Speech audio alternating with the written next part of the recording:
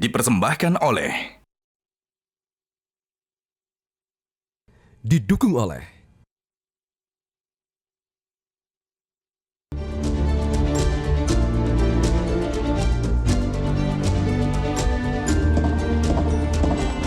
Presiden Joko Widodo memperingati Hari Anti Korupsi Sedunia atau HARKODIA yang digelar di Istora Senayan, Jakarta. Kebetulan, peringatan HARKODIA yang digelar Komisi Pemberantasan Korupsi ini dilaksanakan jelang debat Capres-Cawapres yang salah satu isunya membahas tentang pemberantasan korupsi. Dalam pidatonya, Presiden menekankan perlunya evaluasi total dalam upaya pencegahan dan penindakan korupsi. Dengan begitu banyaknya orang pejabat yang sudah dipenjarakan, apakah korupsi bisa berhenti? Berkurang. Ternyata sampai sekarang pun masih kita temukan banyak kasus korupsi.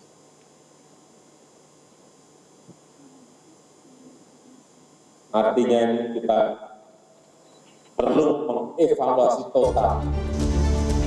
Wajar bila Presiden Jokowi meminta evaluasi total upaya memberantas korupsi.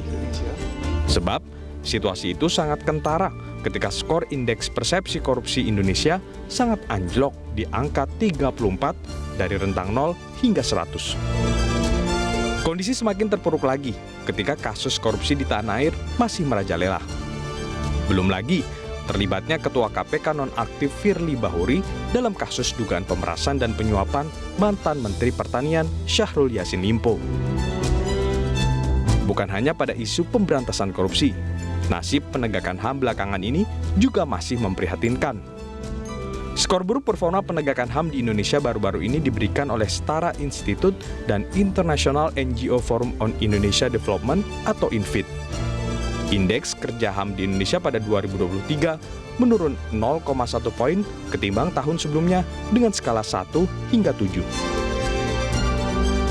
Setara Institut menyebut penurunan indeks kinerja HAM pada tahun ini dipengaruhi melemahnya performa di 3 aspek, yakni pemenuhan hak hidup, kebebasan berekspresi, dan hak menyatakan pendapat. Debat pada malam ini memang tidak akan menyelesaikan segalanya. Namun dari debat itu publik atau calon pemilih bisa menimbang isi kepala para kandidat dan komitmen serius mereka dalam perang melawan korupsi dan penghormatan terhadap hak asasi manusia. Tim Liputan, Metro TV.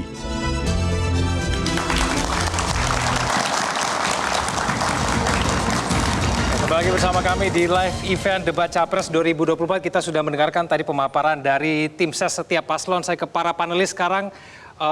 Sorry. Satu lagi belum.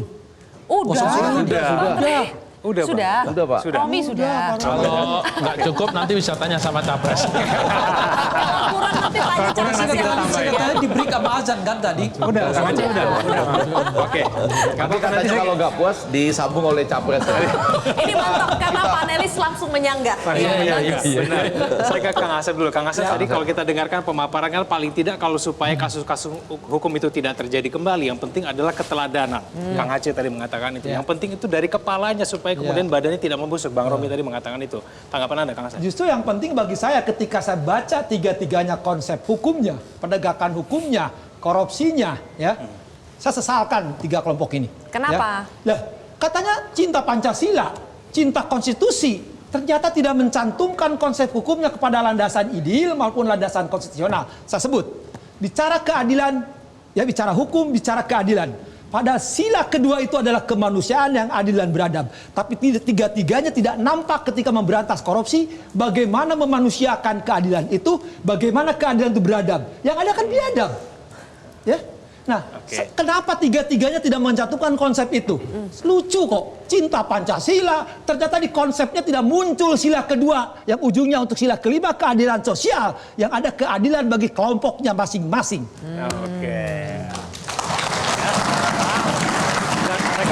Bang Effendi, silakan Bang. Iya, kalau saya ingin hal-hal yang lebih membumi. Jadi mengenai yang tadi, pokoknya kalau ada Kang Asep udah selesai itu persoalannya kan, basisnya itu. Cuma maksud saya saya ingin mudah-mudahan panelisnya ada berapa sih? Banyak ya? 11 ya? Ada 11. Yang bisa, ya. Pak Effendi. Mungkin dia bikin pertanyaan-pertanyaan yang sederhana tapi menarik. Misalnya pertanyaannya gini, ya. Apakah Anda percaya dengan pernyataan Bapak Agus Raharjo Ya. kepada media, jika percaya bagaimana, kalau Anda tidak percaya, lalu bagaimana jalan keluarnya begitu. Aha. Lalu dijawab oleh para capres itu kan seru. Kalau Oke. misalnya Anda percaya Pak Agus Raharjo itu ya, yang ketua KPK Oke. sebelumnya itu memang dipanggil oleh Presiden untuk menghentikan kasus iktp. Ya, kemudian Oke. tidak bisa karena sprindiknya sudah ditandatangani dan pada waktu itu tidak ada SP3 gitu ya. Oke. Ya. Nah itu kalau Anda percaya, Anda mau ngapain? Oke. Sebaliknya kalau Anda nggak percaya, apakah itu mau dibersihkan dengan, kalau Anda nggak percaya berarti yang menyatakan itu hoax ya? Nah, Mencemarkan nama baik juga ada unsur di situ. Nah, mau diapakan? ya, saya tuh berharap pertanyaan-pertanyaan seperti itu Konkret. kan, Oke. karena terkait dengan penegakan hukum di mana kepala negara itu jangan pernah melakukan intervensi seperti itu. Dan kebetulan kasus ini muncul, bahkan Pak Agus Raharjo sendiri yang mengatakan loh, saya ini ada penyesalan juga. Loh apa itu? Ya harusnya sebelum pemilu yang satu lagi itu harus saya nyatakan. Kan kalau itu saya nyatakan ada kemungkinan punya akibat terhadap dipilih atau tidak. Dia sendiri loh yang bilang. Oke. Nah ini kita punya kesempatan sebelum pemilihan umum 2024. Itu loh maksud saya. Itu langsung- keluar nggak kira-kira nanti ya dari langsung salah kita satu tanya. panelis? Oh iya. Setidaknya kita tanya dulu ke kubunya Setidaknya ya. ini para capres yang ada di sini. Iya, mumpung muncul pertanyaan itu, Kuasanya mereka. kita mulai dulu dari 02 sekarang. Iya. Percaya atau tidak dengan pernyataan dari mantan Ketua KPK Agus Raharjo soal adanya intervensi dari Presiden untuk menghentikan kasus IKTP? Kalau percaya akan bagaimana? Kalau tidak percaya akan bagaimana? Saya tidak percaya. Oke. Karena saya yakin bahwa Presiden Jokowi memahami dan mengetahui tentang masing-masing seperti yang saya katakan di awal. Cabang kekuasaan itu harusnya masing-masing memiliki independensi. Termasuk KPK, ya harus kita jadikan sebagai institusi yang harus dijaga independensinya supaya penegakan hukum betul-betul bisa dilakukan dalam konteks pemberantasan korupsi dengan diberikan hak untuk melakukan tindakan-tindakan yang merupakan upaya melakukan pemberantasan korupsi. Kami berkomitmen bahwa lembaga seperti KPK ini harus didorong seindependen mungkin sehingga proses pemberantasan korupsi bisa dilakukan tanpa tebang pilih. Bagaimana independennya itu bagaimana Kang Aceh kalau masih menggunakan undang-undang KPK yang saat ini? Apakah akan direvisi atau bagaimana? Jika kita konsisten terhadap undang-undang yang sekarang kan sesungguhnya secara kelembagaan kan KPK di pimpinannya dipilih oleh Komisi 3 DPR RI ya. Jadi seharusnya memang dia memiliki independensi untuk menentukan ya langkah-langkah hukumnya gitu. Jadi menurut saya kalau kita mau konsisten terhadap aturan dan regulasi yang ada, ya seharusnya pemberantasan korupsi ini bisa kita lakukan dengan cara yang lebih baik. Nah, satu hal, itu penindakan. Yang paling penting juga adalah melakukan tindakan pencegahan. Itu juga penting untuk dilakukan oleh siapapun, ya, penyelenggara negara, penegakan hukum, dan lain-lain. Baik.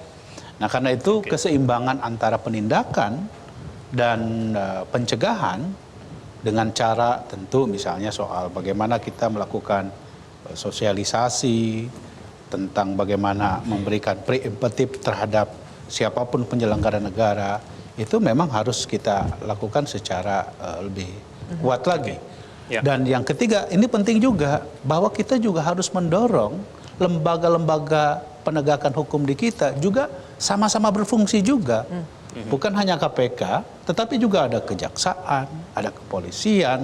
Harus diberikan peran yang sama di dalam konteks bagaimana pemberantasan korupsi di Indonesia. Baik. Gitu. Oke, saya ke Mas Tobas. Mas Tobas, Oh belum jawab.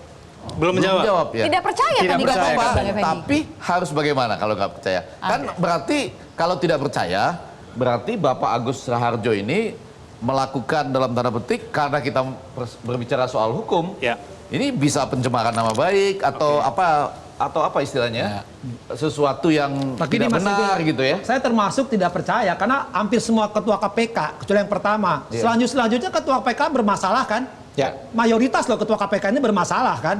Coba aja itu, tapi jangan sebut nama lah, nanti juga Ya, tahu ya, ya. sendiri kan? Oke. Ini gimana Oke. suri toladan kalau ketua KPK di rejim-rejim baik sekarang maupun sebelumnya bermasalah, apa yang diharapkan? Makanya kuncinya tadi yang saya bilang tadi, selain bahwa dia memiliki profesionalitas, adalah juga keteladanan. Kan ini soal moral etik Ya yang mau harus keterangan ditunjukkan. gimana? 56 Komisi 3 pilih yang sekarang bermasalah kan?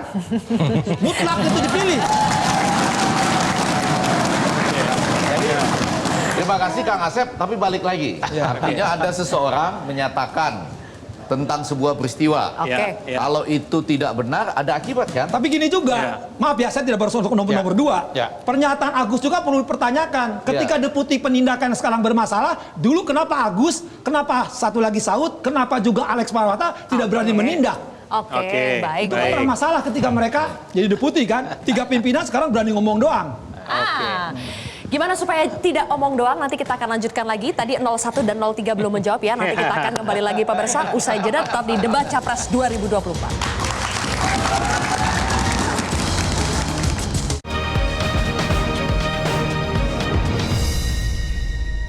Jelajahi cara baru mendapatkan informasi. Download Metro TV Extend sekarang.